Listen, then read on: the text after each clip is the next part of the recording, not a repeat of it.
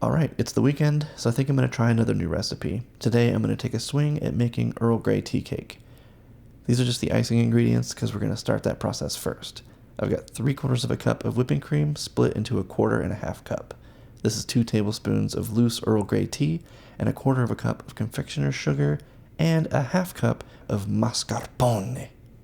So to start off, we're basically going to make tea, but with whipping cream instead of water.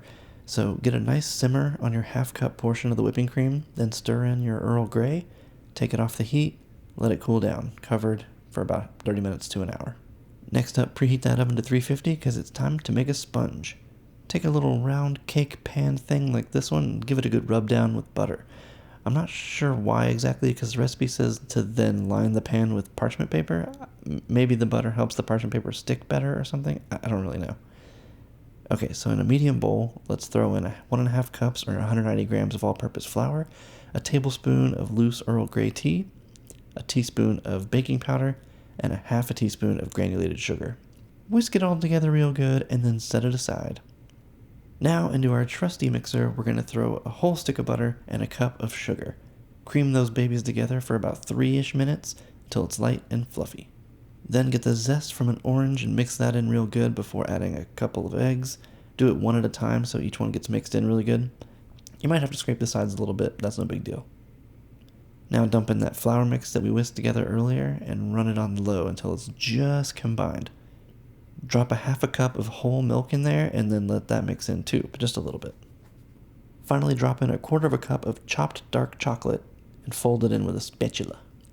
Now we get to dump that batter into our buttery, parchmenty pan and spread it around until the top is nice and smooth. See, that's nice. Now pop it in the oven for 30 to 35 minutes or until you can pull a nice clean toothpick out of it.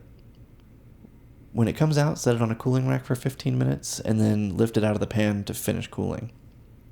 Now that our heavy whipping cream tea has cooled off a little bit, you can run that through a fine mesh strainer to get all those chunky bits out. And yeah, I know it looks like my tea is still steaming, but trust me, it's totally not because I did it right later. Anyway, toss that whipping cream tea into your newly clean mixing bowl along with the other 1/4 cup of whipping cream and the confectioner's sugar. Beat all that together with the whisk attachment for 2 to 3 minutes until you get some medium stiff peaks. That's when you're going to drop in the mascarpone and beat until you get stiff peaks. At this point, your sponge should be nice and cooled off and ready for some icing. This is probably the 5th time in my whole life that I've tried to ice a cake, but the picture in the recipe only put icing on top, so I'm going to do that too. Eventually this thing looked enough like a cake for us to take it over to my parents and have some dessert. Well, it came out pretty good. It's definitely great if you are an Earl Grey fan like me, and because that flavor comes out really, really strong, and the orange zest really is in there too. It was really good. It's not for everybody because it's a very distinct flavor. My mom said it was interesting because she's very nice. So yeah, I think it was great, and it's definitely good if you're into Earl Grey. So that's Earl Grey Tea Cake. I'll see you tomorrow.